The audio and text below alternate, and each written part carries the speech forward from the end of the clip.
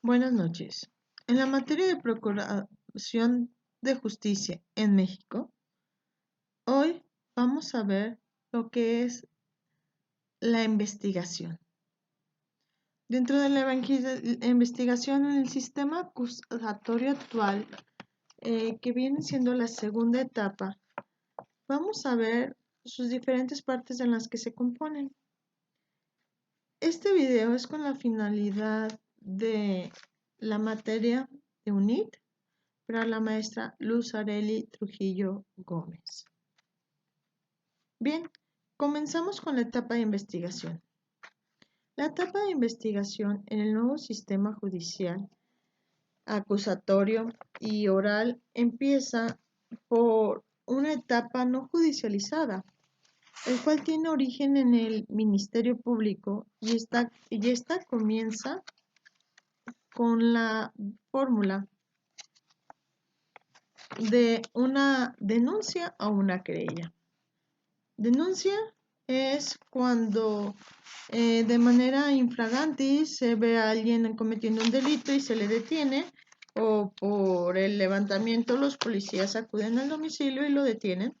Y querella es cuando un ciudadano acude al Ministerio Público y entrega su denuncia manifestando su voluntad sobre algún hecho que ha sucedido para que el ministerio intervenga y vea si esos hechos son delictivos. Ahora bien, una vez que el Ministerio Público, ya sea que levante la denuncia o la querella, en ella pues vamos a tener lo que viene siendo la noticia criminal, la hora, el lugar en donde se realiza la noticia, los datos de la persona que proporcionan la noticia criminal, su nombre, su domicilio, a dónde oír y recibir notificaciones, medio de citación, si es teléfono, red social, correo electrónico, sus datos generales, edad, fecha de nacimiento, sexo, instrucción escolar, ocupación, etc. La narración del hecho constitutivo del delito. En ella, pues se va a abrir lo que viene siendo una carpeta de investigación, que es el expediente donde se encuentran todos los registros de la investigación realizados tanto por el Ministerio Público, la policía, las defensas. Es decir, es la carpeta en la cual tiene todas las diligencias y actuaciones practicadas por el representante social. Pero ¿quién es el representante social? Pues el agente del Ministerio Público. Bien, una vez que ya se formula la imputación, pues viene siendo la investigación inicial y tiene que realizarse de forma pronta, eficaz, profunda, profesional e imparcial, en el cual se deben de agotar todas las líneas posibles para esclarecer los hechos constitutivos de delitos y probables intervención. El Ministerio Público será el encargado de dirigir la investigación y apoyándose para ello de la policía y peritos que están a su cargo. Ahora bien, para integrar esta carpeta de investigación, debemos estudiar y estructurar el sistema acusatorio, ¿sí? ¿Cómo se hace? Bien, en el sistema acusatorio nosotros tenemos la entrevista, se realizan las inspecciones. Una vez que se realizan las inspecciones, se dan las opiniones técnicas o informes, los hechos delictivos se analizan, probablemente haya una intervención de acuerdo a lo que se ha investigado y se tiene lo que viene siendo la carpeta de investigación como la carpeta administrativa judicial y esto pasa al juez de control y dentro de una audiencia se le convierte en imputado. Bien, de acuerdo al Código Nacional de Procedimientos Penales, establece que un dato de prueba se referencia del contenido de una media prueba no desahogada ante el juez y en virtud de que la etapa de investigación inicial la referencia de prueba se realiza ante el Ministerio Público, esta etapa se denomina como dato de prueba, como su nombre lo dice. Cuando nosotros ya estamos en esta etapa de dato de prueba, el sistema nos va a permitir a nosotros averiguar previamente la formaba la parte, ¿sí? Y ahora nosotros vamos a tener ya una actuación de investigación. Con ello, se comienzan a tener las entrevistas que consisten en obtener información por el agente del Ministerio Público. En este sistema se investiga a todas las personas menos al acusado, para no crear una mancha en la información o no predisponerse. Para ello mismo, en esas entrevistas se tiene la fecha y la hora de la entrevista, el lugar de donde se realiza la entrevista, los datos de la persona entrevistada, nombre completo, domicilio para oír y recibir notificaciones, medio de citación, teléfono, correo, red social, etc. Sus datos generales, como es su edad, fecha de nacimiento, sexo, instrucciones, escolar, ocupación, entre otras. Y también se narran los hechos en tiempo, lugar y forma. Que la forma es el modo en el que suceden los hechos que los conozca la persona entrevistada. Después de que se hacen esas entrevistas, viene una inspección que consiste en establecer las condiciones y características, de acuerdo a lo que fue determinado en las entrevistas y lo que se tiene narrado hasta ese momento. Estas inspecciones se hacen tanto en el lugar como en los objetos y como a las personas. El menester del Ministerio Público es muy importante, pues esto puede estar muy bien coordinado con lo que vienen siendo los policías, ya que prácticamente los policías son los asistidos por peritos correspondientes a la materia del mismo, porque el dato de prueba de inspección practicada por el Ministerio sirve únicamente para formular imputación y el dictado del auto de vinculación a proceso, pero no sirve para la etapa de juicio ni para dictar una sentencia, ello en virtud de que es una actuación de investigación, y de ahí que para acreditar la existencia en su caso, establecer las condiciones y características en tiempo determinando el lugar, un objeto, una persona, en la etapa del juicio, se tenga que producir la prueba contundente.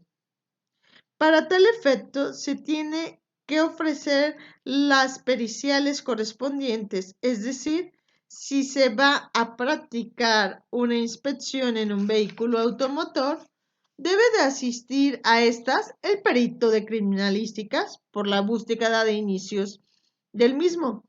El perito para identificar que sea el vehículo, quien establece las características del vehículo y los medios de identificación, así como su número de motor, número de serie, de placas. El perito en materia de validación y de evaluación para establecer el valor tanto comercial como intrínseco del vehículo.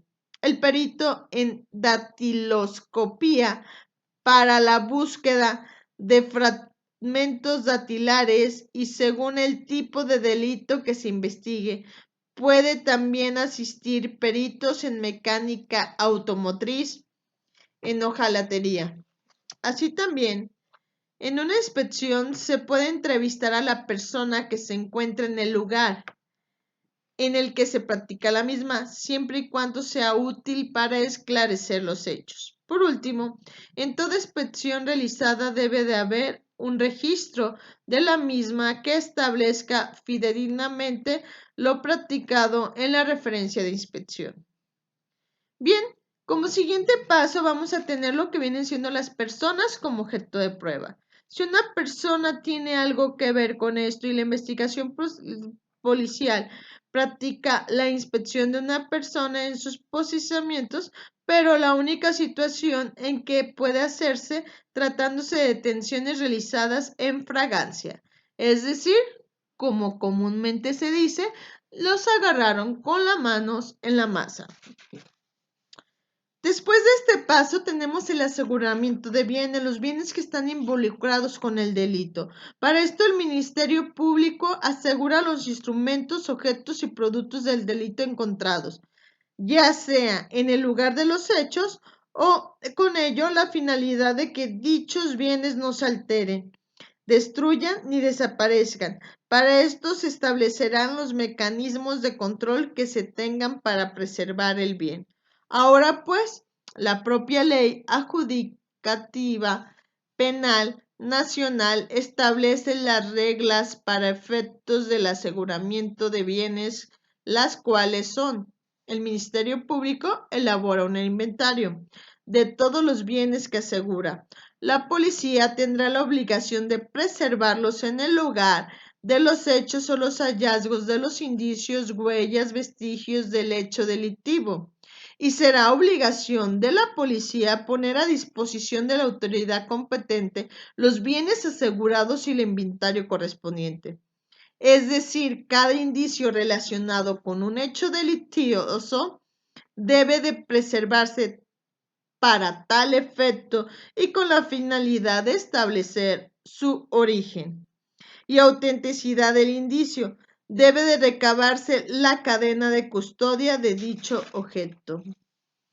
Después de esto, se debe de aplicar la cadena de custodia de acuerdo al artículo 288 a los elementos físicos en materia de prueba para garantizar su autenticidad de lo mismo.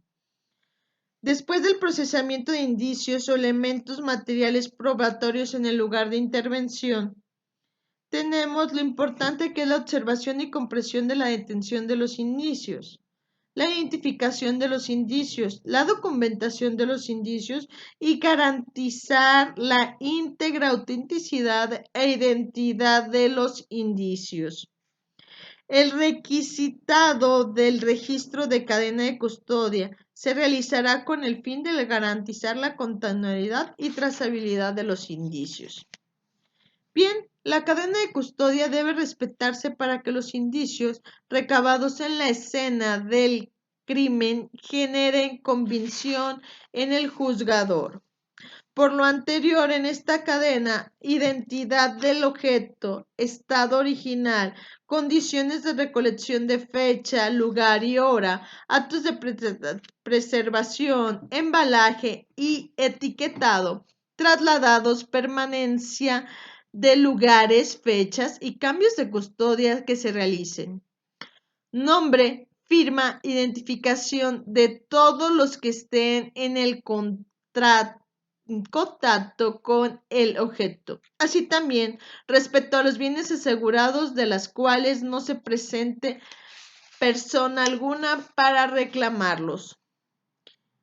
Si en este delito se tiene que tener un levantamiento de cadáver, el levantamiento de cadáver pues es propiamente que la muerte de una persona no fuere por causas naturales, con independencia de las cuales forma parte de la prueba que se practique y se realizará.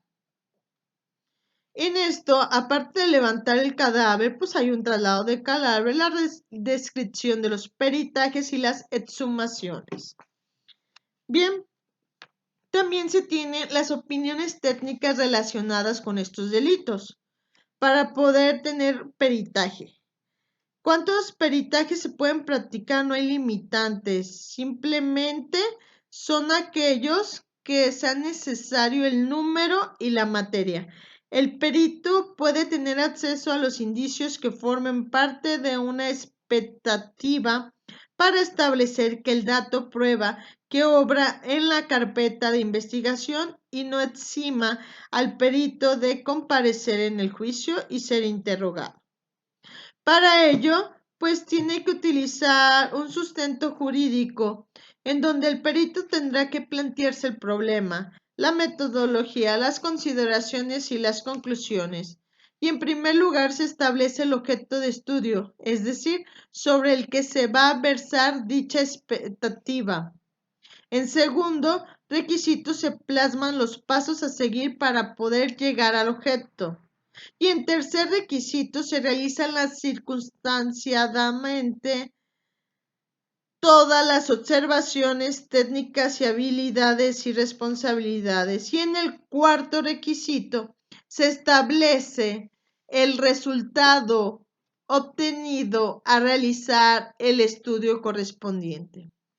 Bien, el Ministerio Público solicita el pericial sobre la sustancia, entonces el perito informa al Ministerio Público que la sustancia se puede consumir al realizar el estudio. Entonces, el Ministerio Público notificará al imputado y a su defensor que si no se ha nombrado un defensor privado, se notificará al defensor público que la prueba es carácter irreproducible. Se indicará el lugar, fecha en el que se practicará el análisis y el defensor o el imputado presentarán a su perito o bien únicamente se encuentra presente al momento de analizar la sustancia. Después de tener estas pruebas, pues pasamos propiamente si llegará a la necesidad de una exhumación forzosa para realizar pruebas y después de esto tenemos las aportaciones de comunicados entre particulares. ¿Esto qué significa? Es menester precisar que las comunicaciones privadas no deben violar el deber de confidencialidad que pueden revestir de acuerdo a un oficio de profesión, es decir, las comunicaciones con personas como lo que vienen siendo ministros religiosos, abogados, médicos, psicólogos, farmacéuticos, enfermeros, servidores públicos relacionados con lo que viene siendo el delito que se va a tratar, ya sea porque van como prueba o van como imputados. No serán admitidos en la investigación de comunicación salvo cuando se cuente con el consentimiento expreso de la persona con quien se guarda el deber de confidencialidad. Es decir, que aunque ellos hayan sido testigos, no son parte de estas aportaciones de comunicación entre particulares. Así que el chisme entre ellos no es válido en un juzgado. Bien, después de esto tenemos la intervención de comunicaciones privadas y correspondencia, que es el dato de prueba forzosa que requiere la autoridad. Pero tiene una particularidad. ¿Cuál es? Que la autoridad que puede ordenar la práctica de esta intervención de comunicación es el juez federal de control. Esto a solicitud de un titular de la Procuraduría General de la República, que actualmente se llama Fiscalía. Bien, la persona será sujeta a las medidas de intervención y comunicados. La identificación de su lugar donde se realizará, si esto es factible, y el tipo de comunicación a ser intervenida. La duración de la intervención de comunicación y el proceso para llevarse a cabo. Bien, en estos momentos pasamos a lo que viene siendo propiamente concluida la intervención. El policía y el perito deberán informar al Ministerio Público que ha finalizado las mismas y comunicarán sobre el contenido de información obtenida en dichas intervenciones. Una vez que el ministerio tenga esta información, inmediatamente deberá informárselo ¿a quién? Al juez de control. El menester indica que las personas que realicen una intervención de comunicación privada deben mantener el deber de secrecía respecto a la información obtenida. Después tenemos el cateo. El cateo es una investigación forzosa. Cuando ya se fueron atando todos los cabos, es necesario obtener algún tipo de documentación o algo, pero para poderlo obtener se necesita un cateo. Y este cateo es mediante una autorización judicial que tramita el Ministerio Público para poder aprender a una persona, encontrar un objeto al ingresar a un domicilio privado. En la práctica, el cateo se realiza la inspección del lugar y se verifica la presencia de la solicitud de la persona o el objeto buscado. La solicitud deberá de tener el lugar de la inspección, la persona o personas que han de aprenderse, los objetos que se buscan y se señalarán los motivos de indicio de sustancia de la necesidad de la orden. Indicaciones de los servidores públicos que podrán comunicar o intervenir en dicho acto de investigación. El Ministerio Público realiza la solicitud de cateo por cualquier medio. ¿Esto qué significa? Que de acuerdo a este organismo jurisdiccional se debe de ser expedida de forma inmediata. ¿Eso qué significa? Que esto puede ser a través de una llamada, de diferentes opciones, no solamente un documento por escrito. Bien, cuando en dado caso de que este cateo se determina el lugar concreto, el motivo por el que se va, la fecha y la hora y su resolución que se emite. Cuando se niega una orden de cateo al Ministerio Público, tendrá la facultad de volver a aplicar con esto y puede solucionar las deficiencias de su petición. Es decir, hay que estar atentos a cada requisito que se va solicitando para que la etapa de investigación sea ágil. Bien, en este caso, después de esta parte tenemos lo que viene siendo el reconocimiento de personas, que deberá de practicarse con la mayor reserva posible y forzosamente tendrá que ser realizada por una autoridad ministerial diferente a la que lleva la investigación. El reconocimiento en el cual no exista consentimiento del imputado forzosamente tendrá que realizarse mediante autorización judicial. Bien, después de tener el reconocimiento en donde se tiene el testigo a la persona, el Ministerio Público cuida a la persona para conocer y tendrá que estar por lo menos otras 2 más para reconocer la fila de identificación.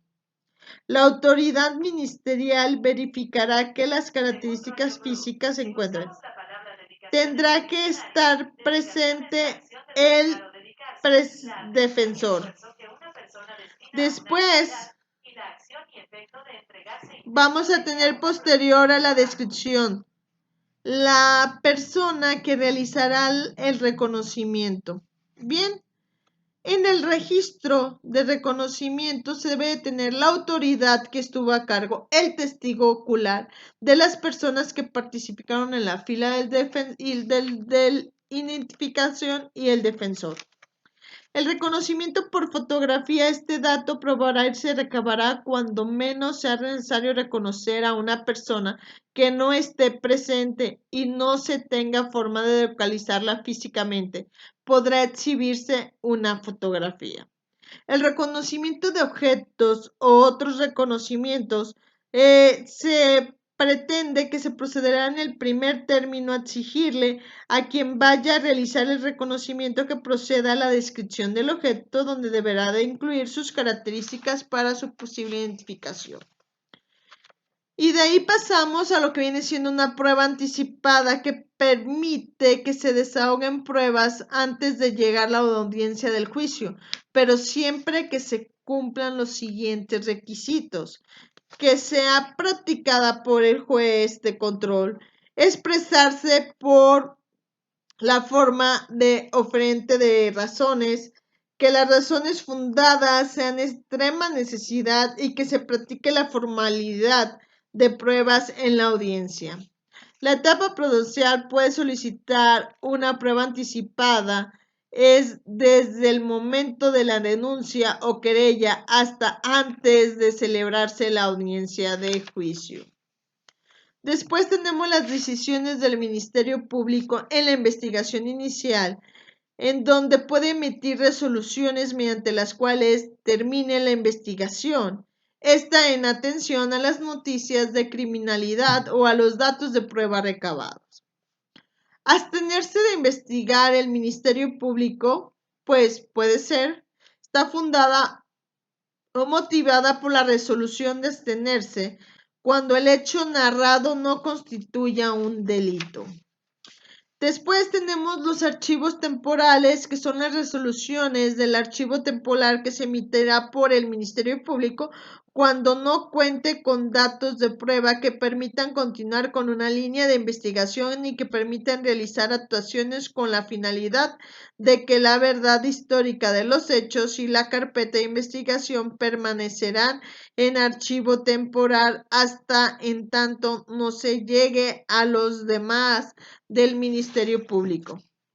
Después tenemos un no al ejercicio de acción penal, en donde no se cuentan con datos de prueba para justificar la existencia de un hecho delictuoso o intervención que se cometió porque el hecho cometido no constituye un delito. El criterio de oportunidad es la facultad discrecional exclusiva del Ministerio Público en la que atiende a la objetividad y valora las circunstancias del asunto en el específico en la cual omitirá el ejercicio de la acción penal, siempre y cuando se presente un supuesto establecimiento de la ley para otorgarlo. Después tenemos el ejercicio de la acción penal, en donde el Ministerio Público ha integrado en su totalidad la carpeta de investigación y que la misma cuenta con los datos suficientes que establecen la aprobación de intervención en un sujeto de hecho.